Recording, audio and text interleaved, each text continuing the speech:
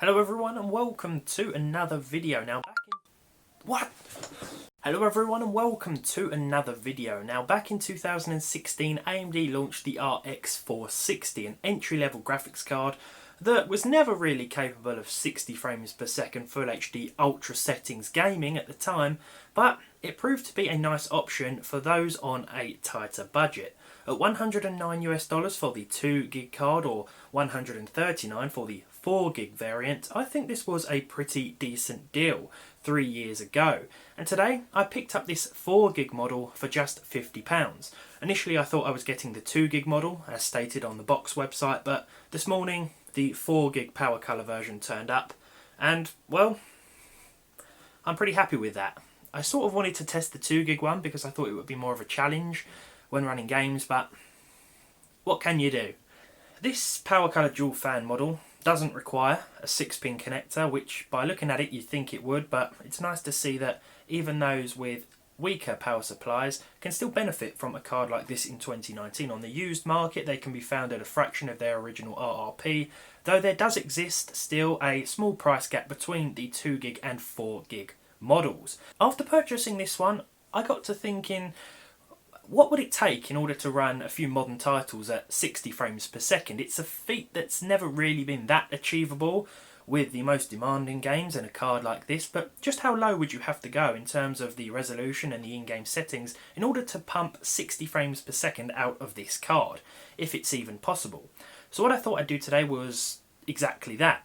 First of all, I wanted to see how high we could turn up the settings and still retain 30 frames per second for a console-like gaming experience. And then I wondered just how high we could keep those settings in order to try and achieve 60. So without further ado, let's get into some modern AAA titles released within the last couple of years and see how well this card actually does. Of course, we just had to start with Red Dead Redemption 2, a game that I think I'll be playing for years to come. Having first played through this on Xbox, I'm glad to finally see it on PC, where extra graphics options and visual effects really do this in-game world justice. Not that we can really make use of the aforementioned graphical options though on the 460.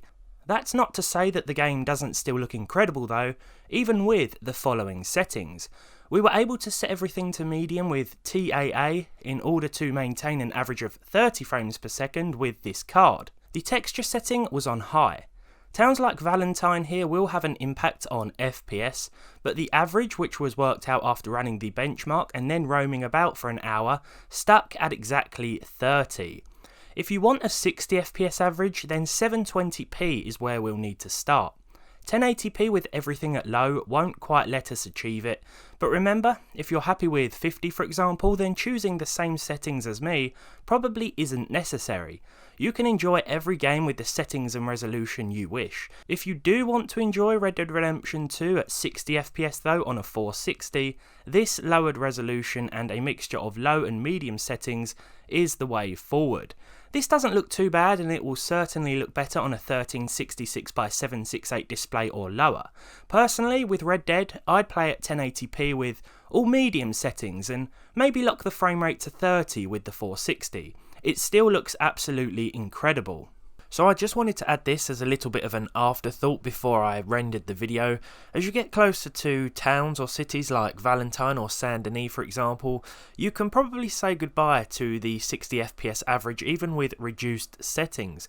You can try and combat this by turning the texture quality down to medium or low, but with Red Dead Redemption 2 it's pretty new, it's quite demanding, so you're going to have problems in busier areas regardless of what you do to the settings and how low you turn that resolution down to.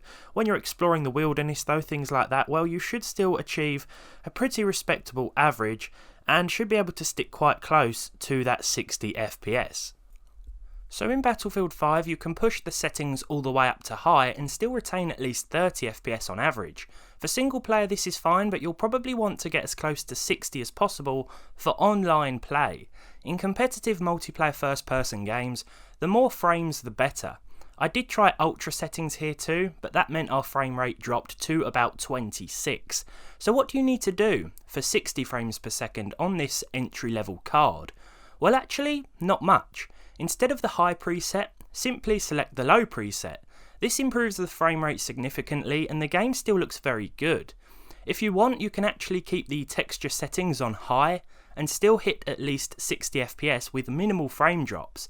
Things stay looking a little crisper under these conditions, and what's more, you still get to maintain a full HD resolution here. If you dive headfirst into Fortnite with the Epic preset enabled, you may be asking a little much of the RX 460. It can handle at least 30 FPS most of the time, but there will be some dips here and there, sometimes touching on the mid-20s. Let's be honest, it's a fun game, but it's not exactly the best looking, and because of this you should have no qualms about turning the settings down a little bit. As you can see here, I played it for a little while with the Epic settings, but the competitive nature of the game means it'd be better to lower the graphical options. So here's what I did. By selecting the high preset at 1080p and then lowering anti-aliasing, shadows and effects to medium, the FPS pretty much doubled. I think you'll agree it looks just as good. Well, I mean it would after it's been compressed by YouTube anyway, so I guess you'll have to take my word for it. Take note of that CPU and GPU usage. What's going on there I don't know, but the Ryzen was certainly laying back throughout as the 460 used every ounce of power it possesses. In Kingdom Come Deliverance, a console like 30 FPS is easily achieved by selecting the medium settings once again. The game looks very nice and performs pretty solidly at Full HD with this setting. If you wanted to, you could lock the frame rate to 30, something I'd probably recommend if you want to play at Full HD on this Red Dragon card, but if not, you can expect performance spikes up to the low or mid 40s in some areas, especially those indoor locations.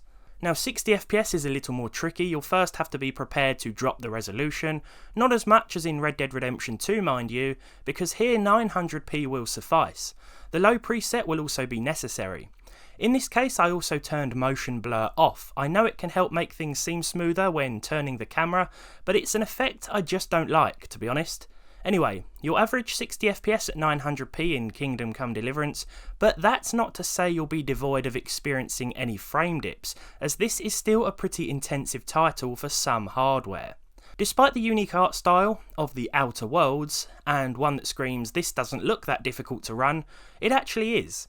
Here during one of the early in-game levels, a console-like average of 30 can be achieved by using the medium settings. Who would have guessed it? I really like the art design of this title. I think it's one of the best games to come out in recent years too, so if you have Game Pass for Xbox or PC, you should certainly try it out. I then thought, well, if the RX 460 can run the game at 30 FPS with medium settings, low settings should prove even better, right? Wrong. Low settings made little difference. Surprisingly so.